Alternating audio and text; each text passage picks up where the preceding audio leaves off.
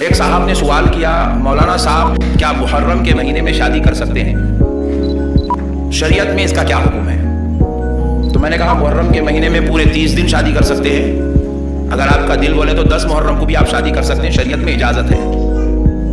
شریعت میں زور سے بولیے، اور زور سے بولیے۔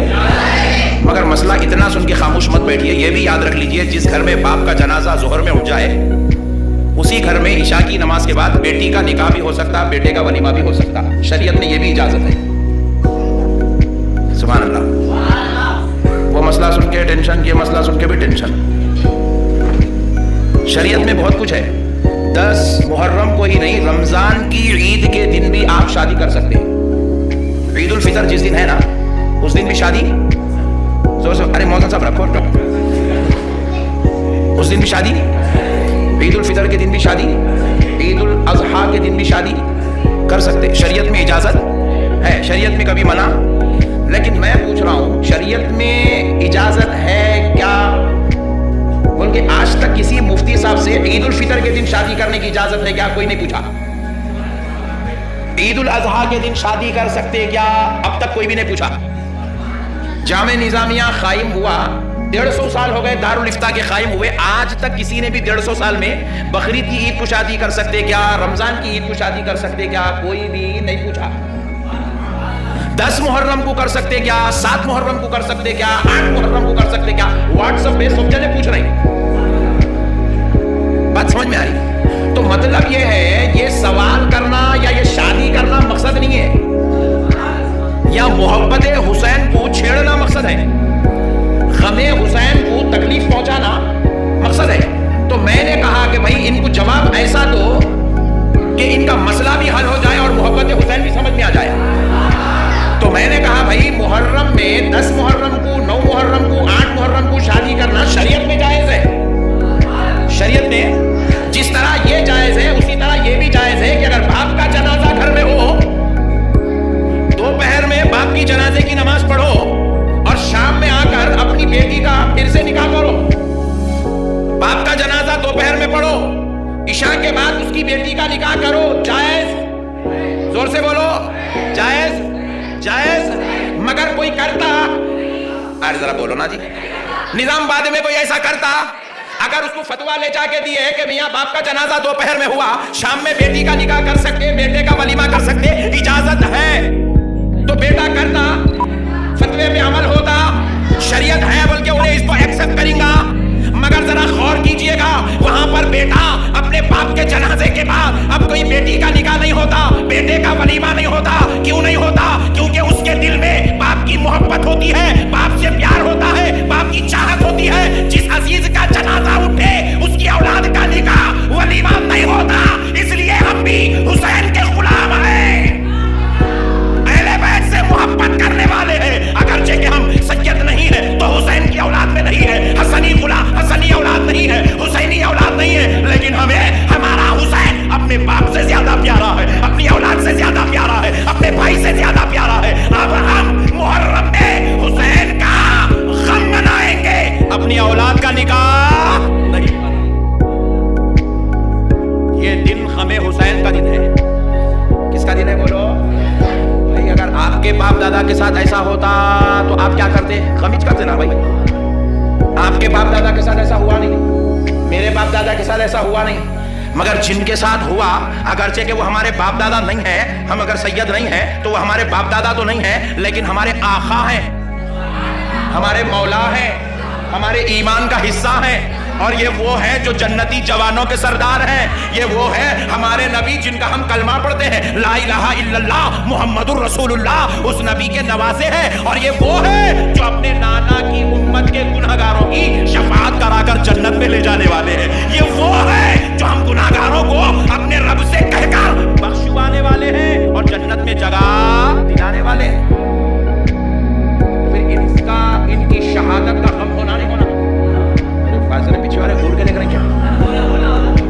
وہ کرسی پہ بیٹھے سے لوگ تو بہت زیادہ بھول کے دیکھ رہے ہیں۔ ہونا نہیں ہونا غم؟ ذرا زور سے بولو، ہونا میرے بھائی، کیونکہ یہ ہمارے آقا ہیں۔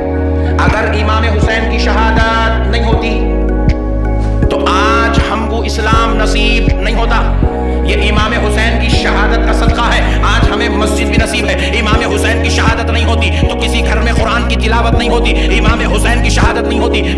से मीनारों से, मस्जिद के मीनारों से आजान की आवाज बुलंद नहीं होती, इमाम हुसैन की शहादत नहीं होती, कुरान की तालीमात को जिंदगी नहीं मिलती, इमाम हुसैन की शहादत नहीं होती, औरतों को इज्जत और इस्मत का पर्दा नसीब नहीं होता, इमाम हुसैन की शहादत नहीं होती, तो मेरे प्यारे भाइयों याद रखिएगा कि आज इंसानियत भी जिंदा नहीं होती, इमाम हुसैन की शहादत नहीं होती, ना उखुवत होती, ना भाईचारगी होती, इमाम हुसैन की शहादत नहीं होती तो इस्लाम को जिंदगी नसीब नहीं होती। आज इस्लाम जिंदा नजर आ रहा है, ये हुसैन की शहादत का सदका है। मस्जिदों में नमाज नजर आ रही है, हुसैन की शहादत का सदका है। औरतों पर पर्दा नजर आ रहा है, हुसैन की शहादत का सदका है। उखुवत और भाईचारगी नजर आ रही है, हुसैन की शहादत का सदका है। अरे दीन नजर आ रहा है, तिलावत कुरान नजर आ रही है, हुसैन की शहादत का सदका है। इस्लाम नजर आ रहा है, खुदा की कसम ये हुसैन की शहादत का सदका। इमाम हुसैन की शहादत नहीं होती तो आज वो जो इस्लाम हमको जिस शान से मिला, ये शान ये बाकी नहीं रहती। यजीद तो खुल्लम खुल्ला ऐलान कर चुका था, रसूल अल्लाह ने जो कुछ हलाल किया मैं उन चीजों को हराम करार देता। यजीद अलल ऐलान जिना करता था, यजीद काबे के खिलाफ पर आग लगा चुका था, यजीद मस्जिद नबवी में मिंबर और मेहराब के पास ऊंटों को बांधकर उनके पेशाब और लीद करवा चुका था। यजीद ने वो सारी चीजों को अपने पास अपनी हुकूमत में हलाल करार दिया जा चुका था जिसने इस्लाम में जिन चीजों को हराम करार दिया जा चुका था। यजीद तो इस्लाम बदलना चाहता था, यजीद इस्लाम मिटाना चाहता था, यजीद रसूल अल्लाह की शरीयत में तारीफात करना चाहता था, यजीद कुरान की तालीमात को खत्म करना चाहता था, यजीद दीन और मस्जिदों से इस्लाम को मिटाना चाहता था। लेकिन हुसैन ने अपनी जान देकर इस्लाम को बचा लिया, हुसैन ने अपनी जवानों की शहादतों को देकर दीन को बचा लिया, हुसैन ने अपने नौनिहालों की शहादत देकर कलिमे को बाकी रखा, हुसैन ने अपनी औरतों की इज्जत और इस्मत को मोहब्बतों के साथ जब हुसैन ने उनसे फिरा लिया तो फिर याद रखिए हुसैन ने पर्दे को जिंदगी अता कर। आज ये सब इमाम हुसैन का सदका है मेरे भाई। अगर वहां शहादतें नहीं होती, इमाम हुसैन अगर जो है यजीद के सामने अगर अपना सर झुका देते, बैत कर लेते तो सब कुछ खत्म हो गया था। हुसैन ने जान दे दी मगर यजीद के मिशन को कामयाब होने नहीं दिया।